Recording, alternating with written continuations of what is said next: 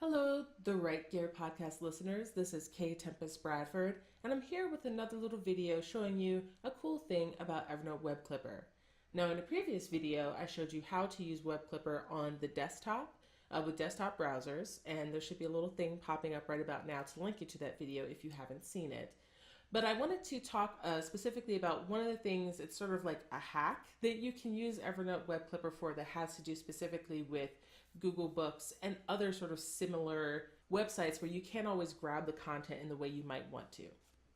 So as I said, this is Google Books. This is not the Google Books where I can buy a book. That's Google Play Books. And but even though there is like a buy ebook thing over here, right now what we're looking at is a scan of this book that is made partially available due to search. So I searched for this particular phrase, which is why it's highlighted within this book. And so Google Books can give me a certain percentage of the book just to see what's around it. And this is usually used for research purposes. I need to get a quote from a book. I need to read like 2 pages of this book to find the information I'm looking for. This is pretty common, especially when doing research. So we have here these pages. Now, in order to get at these pages, you could take an actual screenshot of them, but pulling the images, because that's what these are images. I think they're either JPEGs or PNGs.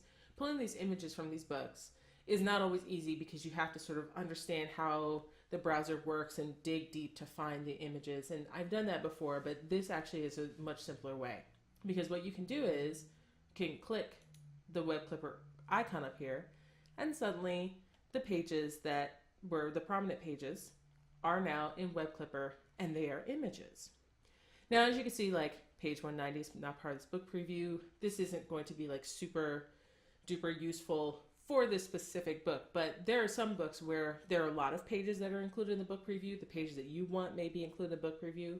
Another thing I want you to notice though is that it only grabbed 3 images, and I think it's because these 3 particular pages are what's in the initial search when I brought it up. You can scroll up and down and get more pages that you're allowed to see, but the Web Clipper is only going to grab a few of these, and they're from like the initial search that you did, the things that came up. It's like a couple, just like 2-3 pages.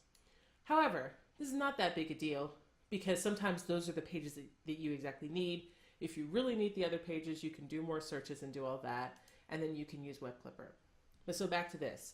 As I said, I've had this done as simplified article before. You can also clip article, try to clip the full page. But what it will do is it will save these pages as images and as text and whatever in a note in your Evernote, and then you can reference them again, because sometimes the pages that you're allowed to see change in Google Books depending on what the publisher wants, or I think sometimes it is random. But at any rate, you'll always have the pages that you need just for your reference right here in Evernote saved, and they're not going anywhere because it is, on your system in the Evernote cloud. And so that is a really, really interesting hack that you can use to get stuff out of Google Books. Because as I said, it's not always easy to find where these images are. And if you really do need them, if you really do need to like have that, digital copy because you can't get a hold of a physical copy, or you're not near a library where you can get a hold of the physical or digital copy, this is so useful. So please listen to the podcasts, the Evernote for Writers podcast. They are linked in the description of this video. Please check out the other videos if you haven't, showing how you use Web Clipper and some other Evernote stuff. And thank you for watching.